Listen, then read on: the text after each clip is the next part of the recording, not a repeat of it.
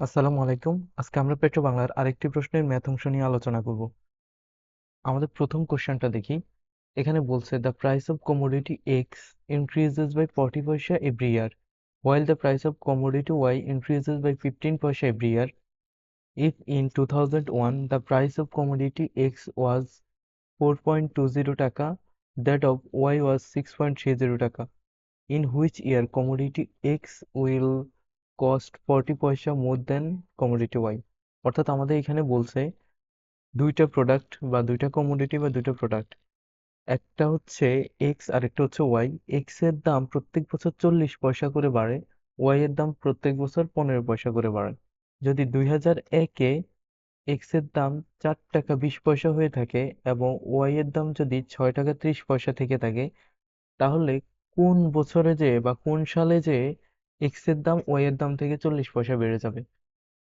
দেখেন 2001-এ কিন্তু এক্স এর দাম কম ছিল, ওয়াই এর দাম বেশি ছিল, বাট প্রত্যেক বছরে যেহেতু এক্স এর দাম বেশি করে বাড়তেছে ওয়াই এর তুলনায়, তো স্বাভাবিকভাবে একটা সময় আসবে যে এক্স এর দাম বেড়ে যাবে ওয়াই এর থেকে। এবং আমাদের স্পেসিফিক ওই সালটার কথা জিজ্ঞেস করা হয়েছে যে সালে যে এক্স এর দামটা ওয়াই এর দাম থেকে 40 পয়সা বাড়বে। এটা হচ্ছে আমাদের কোশ্চেন।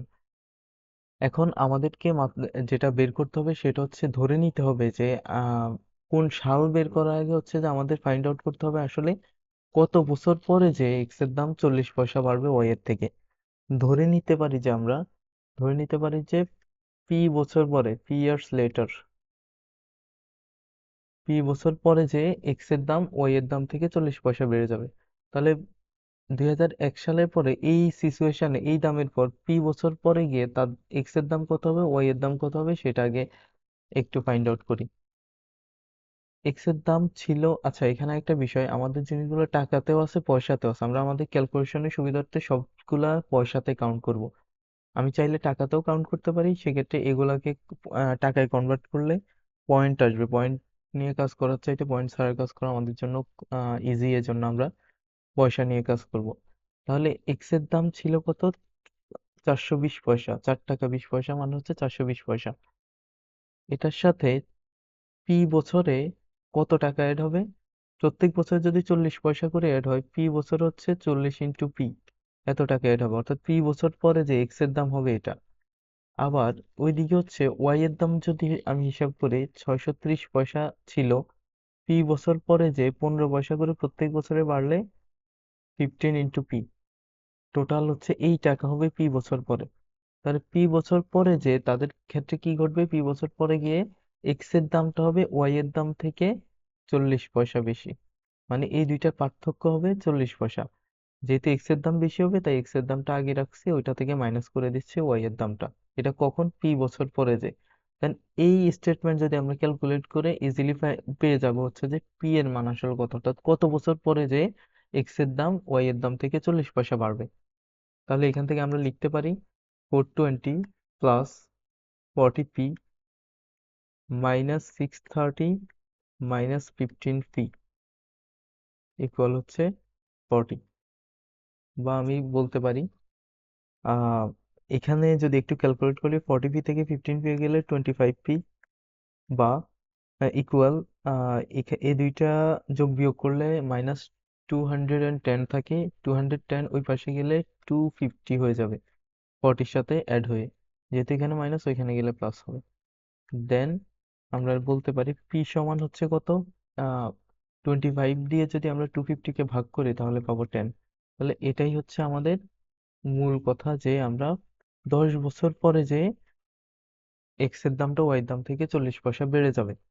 যদি 10 বছর পরে যে এটা হয় তার মানে 2001 সালে সাথে যদি আমরা 10 বছর যোগ করি তাহলে কি হবে? 2011। এটাই হচ্ছে আমাদের অ্যান্সার। এরপরের কোশ্চেনে যদি আমরা দেখি, এখানে আমাদের বলছে at an animal shelter the ratio of tigers to zebras 4:7। একটা অ্যানিমেল শেল্টারে বাঘ এবং জেব্রার অনুপাত হচ্ছে 4:7। If there are 27 more zebras than tigers, how many tigers there in the shelter? যদি সেখানে 27টা জেব্রা বাঘের থেকে বেশি থাকে তাহলে কয়টা বাঘ ছিল সেখানে? খুবই সিম্পল একটা কোশ্চেন। আমাদের এখানে প্রথমে যে অনুপাতটা দেওয়া আছে টাইগার অনুপাত জেব্রা, সেটা কত? 4:7। তাহলে আমরা ধরে নিব ধরে নিব বাঘের সংখ্যা হচ্ছে 4x, জেব্রার সংখ্যা কত, 7x। এখন যদি এটা ধরে নিই, এখন আমাদের বলছে জেব্রার সংখ্যা 27টা বেশি ছিল, তাহলে জেব্রা হচ্ছে 7x, এটা থেকে যদি 4x বাঘের সংখ্যা বাদ দিই তাহলে নাম্বারটা হচ্ছে 27, বা 3x ইকুয়াল হচ্ছে 27। এরপর হচ্ছে x ইকুয়াল কত আসবে, 3 পাশে গেলে হচ্ছে 9। তার মানে x এর ভ্যালু যদি 9 হয়, আমাদের হচ্ছে বাঘের সংখ্যা জানতে চাইছে, 4 ইন্টু 9 মানে হচ্ছে 36। এটাই হচ্ছে আমাদের অ্যান্সার।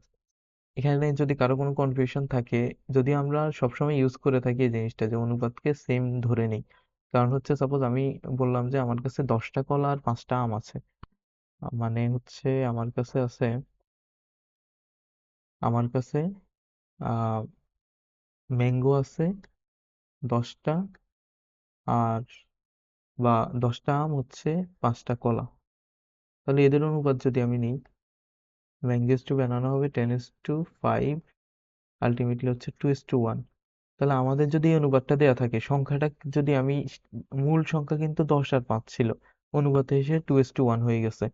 এখানে কি বাদ গেছে দেখেন, 2 × 5 অনুপাত 1 × 5। আলটিমেটলি অনুপাত যাই হোক না কেন, কোন একটা কমন সংখ্যা হচ্ছে দুইজন থেকে গুণ আকারে ছিল, চলে গেছে, ওই কমন সংখ্যাটাকে আমরা এখানে এক্স হিসেবে ধরছি। যে কোনো অনুপাতের ক্ষেত্রে এই কারণে আমরা এক্স বা ওয়াই সেম জিনিস, যদি এটা 4y ধরি এটা হচ্ছে 7y, এটা যদি 4z ধরি এটা 7z, মানে হচ্ছে ওই যে একটা নির্দিষ্ট সংখ্যা যেটা অনুপাত করার কারণে গুণ আকারে ছিল সেটা মাইনাস হয়ে গেছে বা বাদ চলে গেছে, সেই জিনিসটাকে হচ্ছে আমি আবার ফিরে আনছি। বাট নাম্বারটা যেহেতু কত আমি এক্সাক্ট জানি না, তাই ধরে নেই, যে কোনো একটা কিছু ধরে নেই। আর আমাদের এখানে এই সংখ্যা থেকে এই সংখ্যা বাদ দিলে 27, এখান থেকে ক্লু ধরে আমি এক্স এর মান পেয়ে যাচ্ছি। আশা করি বোঝা গেছে। এরপরে কোশ্চেনে যদি আমি যাই, এখানে এখানে আমাদের বলছে a salesman usually makes 45% profit on every TV he sells. During a sale he reduces his margin of profit to 40% while his sales increase by 10%. What is the ratio of his new profit to his usual profit? অর্থাৎ আমাদের এখানে বলছে একজন Selman TV হচ্ছে sell করে, সে normally 45% sell করে, profit করে, but সে কোনো একটা সময় সে সে কি করলো, তার সেল প্রফিটটা কমাই দিয়ে 40% করলো, অ্যান্ড বিপরীতে সে তার সেল বেড়ে গেল 10%। তাহলে আলটিমেটলি তার নতুন প্রফিট আর পুরনো প্রফিটের অনুপাতটা কত সেটা জানতে চাইছে। তাহলে আমি ধরে নিব, যে কোনো একটা সংখ্যক ধরে নিব, যে সাপোজ 5টা বা 10টা টিভি সে সেলস করছে। যদি 10টা টিভি সে সেল করে থাকে, আগের প্রফিটে সে টোটাল কতটুকু পাবে, কত ইনকাম হবে, আর পরের প্রফিটে ইনক্লুডিং ইনক্রিজিং সেল তার কতটুকু প্রফিট হবে। এই টোটাল দুইটা প্রফিট যদি পাই, তাদের যদি একটা অনুপাত করি, আমি ইজিলি অনুপাত পেয়ে যাবো। এবং এটা আমি যাই ধরে নিই না কেন কোনো সমস্যা নাই, যেহেতু আমার আলটিমেটলি অনুপাত দরকার। যেমন আমি ধরে নিই যে আমার সাপোজ আমার হচ্ছে 100 টাকা ছিল ক্রয় মূল্য, এবং হচ্ছে আমি ধরে নিব যে আমি দুইটা ক্ষেত্রে 100টা করে প্রোডাক্ট সেল করছি বা 100টা করে টিভি সেল করছি। আচ্ছা, প্রথম ক্ষেত্রে যদি 100 টাকা তার ক্রয় মূল্য হয়ে থাকে, তাহলে বিক্রয় মূল্য কত, 145 টাকা, বা প্রফিট হচ্ছে 45 টাকা। 45 টাকা প্রফিট হয়েছে ইন্টু কয়টা প্রোডাক্ট সে সেল করছে, 100টা। তাহলে তার টোটাল ইনকাম হচ্ছে 4500। আর সেকেন্ড কেস হচ্ছে সে তার প্রফিট কমে 40% হয়ে গেছে, তার মানে প্রত্যেকটা সে 40 টাকায় লাভ করছে। কিন্তু এক্ষেত্রে আবার একটা ঘটনা ঘটছে, তার প্রফিট কমছে ঠিক আছে, বাট সেল 10% বেড়ে গেছে। তার মানে আগে যে সে 100টা সেল করতো, এখন সে 110টা সেল করছে। সেই ক্ষেত্রে তার টোটাল ইনকাম কত বা টোটাল প্রফিট কত, 4400। তাহলে আমাদের বলছে নিউ আর ইউজুয়াল প্রফিট, অর্থাৎ এটা হচ্ছে নতুন প্রফিট আর নর্মালি সে প্রফিট করে এটা, তাহলে এটা আর এটার অনুপাত কত, 4400 ইন অনুপাত 4500 ইকুয়াল হচ্ছে 44:45। এটাই হচ্ছে আমাদের অ্যান্সার। এখানে একটা জিনিস বলে নিই, যেহেতু আমাদের অনুপাত বলছে, আমি যদি 100টা প্রোডাক্ট ধরে নিই, তাহলে যা অনুপাত আসবে, আমি 500টা ধরলেও তা আসবে, 10টা ধরলেও তা আসবে। এখন আমি এখানে 100 কেন ধরছি, এর রিজন হচ্ছে আমার ক্যালকুলেশনটা যাতে ইজি হয়। যেমন এখানে 100 ধরলে 45% প্রফিট মানে 45 টাকা, 40% প্রফিট মানে 40 টাকা।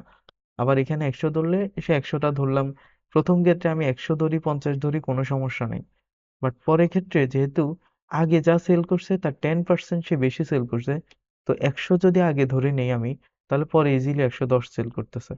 বাট আমি যদি এখানে সাপোজ 50 ধরতাম, তাহলে পরে আমার একটু হিসাব করতো 50-এর 10% বাড়লে কত হয়, 55 হয়। এই জিনিসটা একটু আলাদা চিন্তা করা লাগতো। এই জন্য আমি এখানে 100টা প্রোডাক্ট ধরে নিছি। আপনি চাইলে কম বেশি প্রোডাক্ট ধরতে পারেন, বাট আলটিমেটলি এই সিচুয়েশনই অ্যারাইজ করবো, অর্থাৎ 44:45 এটা অ্যান্সার আসবে। এরপরের কোশ্চেনে যদি আমরা যাই, আমাদের এখানে বলছে এ burst when empty travels twice as fast as when it is full। একটা বার্জ হচ্ছে যেগুলো হচ্ছে নদীতে যেসব নৌকা মালামাল বোঝাই করে বা বালু বোঝাই করে, ওই রকম আহ, নৌকাগুলাকে বার্জ বলা হয়।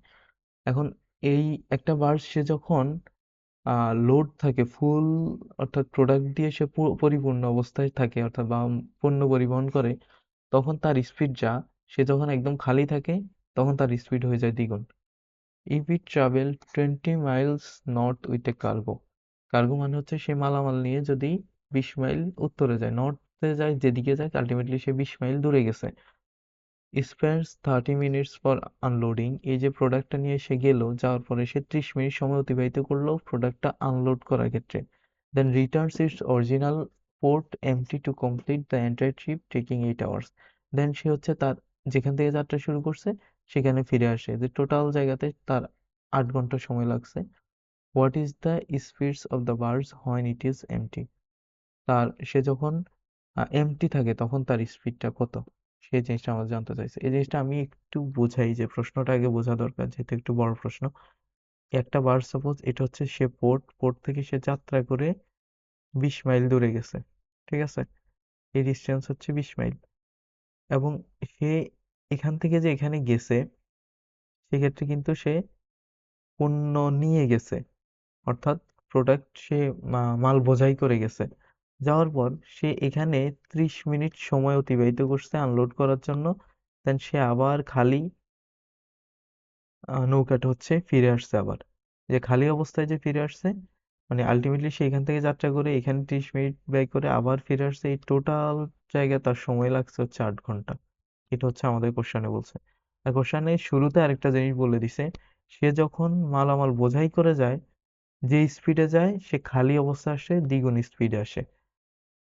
তাহলে আমি এখান থেকে একটা জিনিস বলতে পারি যে, যদি ধরে নিব যে সে মাল বোঝাই করার সময় মাইল পার আওয়ার স্পিডে গেছে আর ফিরে আসছে হচ্ছে 2x মাইল পার আওয়ার।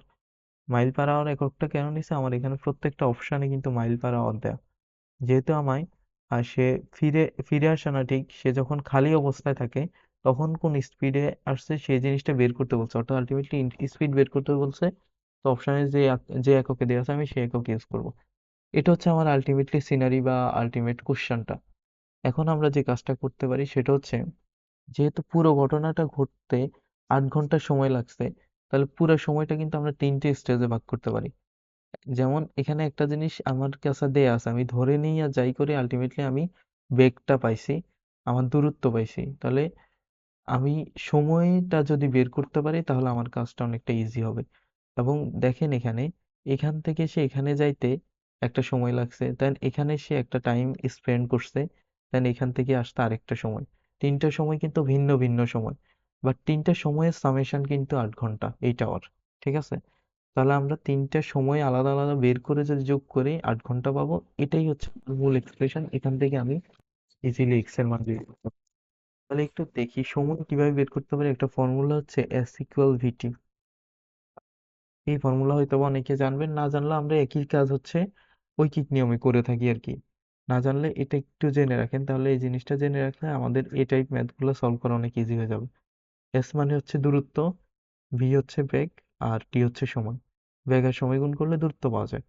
এখন কখনো কখনো কোশ্চেনে আমার বেগ আর সময় দেওয়া আছে, আমি এই দুইটা গুণ করে দূরত্ব বের করব, কখনো দূরত্ব দেওয়া আছে সময় দেওয়া আছে আমি বেগ বের করব, কখনো দূরত্ব দেওয়া আছে বেগ দেওয়া আছে আমি সময় বের করব। এই ক্ষেত্রে হচ্ছে আমার সময়টা লাগবে। তো সময়টা যেহেতু লাগবে আমি টি সমান লিখতে পারি এস বাই ভি, অর্থাৎ আমার যে ডিস্টেন্স, এই ডিস্টেন্সকে এই বেগ দ্বারা ভাগ করলে এখান থেকে এখানে যেতে তার কত সময় লাগছে সেটা আমরা পেয়ে যাব। আশা করি বোঝা গেছে। তাহলে আমরা প্রথমে হচ্ছে সে এই জায়গা থেকে এই জায়গা আসতে তার কত সময় লাগছে সেটা বের করবে। এই জায়গা থেকে এই জায়গা আসতে সে এক্স বেগে আসছে এবং দূরত্ব হচ্ছে 20 মাইল। তাহলে 20/x এটা হচ্ছে তার যে সময় লাগছে সেটা। দেন যাওয়ার পর সে এই জায়গাতে 30 মিনিট সময় অতিবাহিত করছে। এখানে একটা জিনিস দেখেন, আমি মাইল পার আওয়ার যেহেতু নিশ্চয়ই আমার সময়টা হচ্ছে ঘন্টায় বের হবে। এই যে সময়টা সেটা হচ্ছে ঘন্টায় বের হবে। তাহলে আমি 30 মিনিটকে যদি ঘন্টায় নিই, হাফ ঘন্টা প্লাস সে যে ফিরে আসছে এখানে তার আরেকটা সময় লাগছে। এই সময় হচ্ছে ব্যাক ছিল এটা, ডিস্টেন্স কিন্তু সেমই আছে। তাহলে ব্যাগ আমি বলতে পারি যে ডিস্টেন্স হচ্ছে 20 আর ব্যাগ হচ্ছে কত 2x। এই যে ব্যাগ বাই দূরত্ব বাই ব্যাগ, তাহলে আমি সময় পেয়ে যাচ্ছি। এই যে তিনটা ভিন্ন ভিন্ন ঘটনার সময় আমি যদি যোগ করি তাহলে আমি পাবো 8, অর্থাৎ টোটাল হচ্ছে 8 ঘন্টা। এখান থেকে আমি ক্যালকুলেট করলে ইনশাল্লাহ এক্স এর মান ইজিলি পেয়ে যাব। তাহলে আমি বলতে পারি 20/x প্লাস হাফ প্লাস এখানে হচ্ছে 10/x ইকুয়াল হচ্ছে কত 8। বা আমি যদি বলি এখানে লসাগু করলে 2x যদি লসাগু হয় আমার, এখানে কি আসবে আর এক্স এক্স চলে গেলে 20 × 2 হচ্ছে 40 প্লাস 2 চলে গেলে এক্স প্লাস এক্স এক্স চলে গেলে 2 × 10 মানে 20 ইকুয়াল হচ্ছে 8। এরপরে যদি আমি এই পাশে জিনিসটা লিখি, আহ এইটা হচ্ছে এই জিনিসটা একটু মাথায় রাখবেন। আমাদের আমাদের হচ্ছে এই বিষয়টা একটু মাথায় রাখতে হবে যে আমরা এক্স কাকে ধরছি, 2x কাকে ধরছি। আমরা কিন্তু এক্স ধরছি কাকে, এক্স ধরছি হচ্ছে সে যখন মালামাল বোঝাই করে যায় সে ব্যাগ, আর 2x ধরছি সে যখন ফিরে আসে অর্থাৎ এমটি অবস্থা আছে সে ব্যাগ। আর আমাদেরকে একটা জিনিস দেখেন, আমাদের কোশ্চেনে কিন্তু হয় ইট ইজ এমটি, অর্থাৎ সে এমটি অবস্থায় তার ব্যাগ কত সে জিনিসটা বের করছে, আর এমটি অবস্থা তার ব্যাগ আমরা ধরে রাখছি কি 2x। এটা মাথায় রাখবেন, কারণ এখানে এক্স এর মান বের করলেই হবে না, আমাদের আমাদের আলটিমেটলি কি লাগবে 2x এর মান। আচ্ছা, এখানে যদি আমরা এই পাশে বাকি ক্যালকুলেশনটা করতে চাই,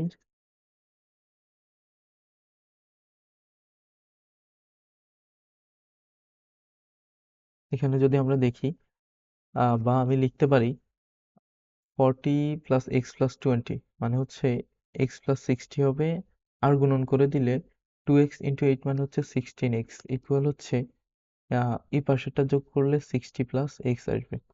বা আমি যদি x এই পাশে আনি 15x সমান হচ্ছে 60, বা x ইকুয়াল হচ্ছে 4 15 60। তাহলে আহ x এর মান যদি হয় 4, 2x এর মান কত 8। এটাই হচ্ছে আমাদের অ্যান্সার।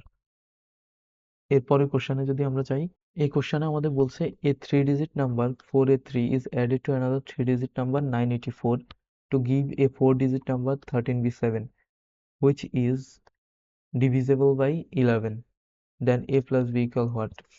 এখানে আমাদেরকে বলছে 483 হচ্ছে একটা নাম্বার, 3 ডিজিটের একটা নাম্বার 483, অর্থাৎ 3 ডিজিটের একটা নাম্বার, মাঝখানের ডিজিটটা বলে নাই। এটা হচ্ছে 984 এর সাথে অ্যাড হয়ে আলটিমেটলি হচ্ছে 13b7 আরেকটা 4 ডিজিটের নাম্বার ক্রিয়েট করে, অর্থাৎ এই দুইটার যোগফল হচ্ছে এটা। তাহলে আমাদের a প্লাস বি বের করতে বলছে, আলটিমেটলি বি আর এ পেলে আমরা ওই দুইটার যোগফল পেয়ে যাবো আর কি। এখন আমাদের আরেকটা ক্লু দেওয়া আছে, সেটা হচ্ছে এই যে জিনিসটা এটা কিন্তু এটা কিন্তু 11 দ্বারা বিভাজ্য, ঠিক আছে, এটা হচ্ছে ডিভিজিবল বাই 11। তাহলে আমি একটু দেখেন 13b7 এটা যদি আমি 11 দ্বারা ভাগ করতে যাই কোন সমস্যায় পড়ি আমরা একটু দেখেন। 13 একবার দিলে কত আসে, একবার দিলে হচ্ছে 11 × 11 অর্থাৎ 11, 1 হচ্ছে 11 আর 2 থাকে। 2 এর সাথে এখানে যদি আরেকটা 2 থাকতো, 2 2 হলে দুইবার হচ্ছে 22 হয়ে যেত, বাট সমস্যা হয়ে যেত, আমরা এই 7 কে নিয়ে বিপদে পড়তাম। বাট এমন যদি হতো, এখানে এমন একটা নাম্বার আছে যে নাম্বারটা দিলে এখানে তো 2 থাকতেছে এবং 2 আর ওই নাম্বার মিলে এমন সংখ্যা অ্যারাইজ করতেছে যাতে করে আমি দুইবার দিলে হচ্ছে 22 হবে। 22 হওয়ার পরও আরো 7 অবশিষ্ট থাকবে, 22 হওয়ার পর আরো 7 অবশিষ্ট থাকবে। ওই 7 দিয়ে ওই 7 এই 7 এর সাথে মিলে 77 হয়ে যাবে, তাহলে 7 বার দিলে ইজিলি হয়ে যাবে। তাহলে আশা করি বোঝা গেছে, কিছুটা হলো আইডিয়া পাচ্ছেন যে এখানে বি কত হতে পারে। বি হবে এখানে যাতে একবার দিলে 2 থাকে, 2 এর পরে আবার 2 দিলে 22 হয়ে যাবে, এরপর আবার 7 অবশিষ্ট থাকতে হবে, তাহলে 2 প্লাস 7 দিলে কত? 9। তার মানে আমার এখানে বি যদি আমি 9 দিই তাহলে দেখবেন যে মিলে গেছে। 13, 9, 7, 11 দিয়ে ভাগ করেন, দেখেন কি আসে। একবার দিলে হচ্ছে 11, 2 বাকি থাকে, 2 বার দিলে হচ্ছে 22, আরো 7 বাকি থাকে, 7 বার দিলে 77, অর্থাৎ সুন্দরভাবে 11 দ্বারা বিভাজিত হয়ে যাচ্ছে। তাহলে এটা যদি 1397 হয়, তাহলে এখান থেকে যদি আমি 984 বাদ দিয়ে দিই তাহলে তো বাকি এটা থাকবে। তাহলে 984 যদি আমি বাদ দিই, 7 থেকে 4 গেলে আর থাকে 3, 9 থেকে 8 গেলে আর থাকে 1, আর এদিকে 13 থেকে 9 গেলে 4। তাহলে আলটিমেটলি এই 4 এর 3টা হচ্ছে 413। তাহলে খুব ইজিলি আমরা পেয়ে গেলাম আমাদের এখানে বিটা হচ্ছে কত, 9, আর ওইদিকে এ হচ্ছে 1, এই দুইটা যোগ করলে আমরা পাবো কত, 10। এটাই হচ্ছে আমাদের অ্যান্সার। এরপরে কোশ্চেনে যদি আমরা যাই, এখানে আমাদের কি বলছে একটু দেখি। শামা আর্নস টাকা 11 for each ticket she sells, and a bonus of taka 2 per ticket she sells of 100. If Shama was paid a total of taka 2400, how many ticket did she sell? অর্থাৎ এখানে বলছে শামা প্রত্যেকটা টিকিট বিক্রির জন্য 11 টাকা করে পায়, এবং যদি সে 100টার বেশি টিকিট বিক্রি করে সেক্ষেত্রে আবার প্রত্যেকটা টিকিটের জন্য 2 টাকা বেশি পায়, মানে হচ্ছে 13 টাকা করে পায়। শামা হচ্ছে, তাকে যদি 2400 টাকা পে করা হয় তাহলে সে অ্যাকচুয়ালি কতটা টিকিট বিক্রি করছে সেই জিনিসটা আমাদের জানতে চাইছে। এখন আমাদের তার টোটাল আর্নিং হচ্ছে 2400। আমাদের যে জিনিসটা দেখতে হবে, সে 100টা, প্রথম হচ্ছে দেখতে হবে সে 100টা টিকিট বিক্রি করতে পারছে কিনা। 100টা টিকিট যদি সে বিক্রি করতে পারে তাহলে তার ইনকাম হবে 1100, আর সে ইনকাম করছে হচ্ছে 2400, তার মানে সে ইজিলি 100টা টিকিট বিক্রি করছে। 100টা টিকিট, তাহলে আমাদের এই 2400কে আমরা দুইটা ক্যাটাগরিতে ভাগ করতে পারি, একটা হচ্ছে 1100, আরেকটা হচ্ছে 2400 থেকে যদি 1100 বাদ দেই আমরা পাবো 1300। তাহলে এই 1100 যখন সে ইনকাম করছে তখন সে বিক্রি করছে 100টা টিকিট, আর অপরদিকে 1300 যখন সে ইনকাম করছে তখন কিন্তু প্রত্যেকটা টিকিটের দাম বিনিময়ে সে 11 টাকা পায় নাই, বরং প্রত্যেকটা টিকিটের বিপরীতে সে 13 টাকা পাইছে। তাহলে এখান থেকে বোঝা যাচ্ছে ইজিলি যে সে এই ক্ষেত্রেও আরো 100টা টিকিট বিক্রি করছে। এই হচ্ছে টোটাল, সে 200 টিকিট বিক্রি করছে। এটাই হচ্ছে অ্যান্সার। আশা করি বোঝা গেছে। এই প্রশ্নপত্রে আমাদের এই কয়টা কোশ্চেনই ছিল। পরবর্তীতে আরেকটা প্রশ্নপত্র নিয়ে দেখা হবে ইনশাল্লাহ। ভালো থাকবেন সবাই। আসসালামু আলাইকুম।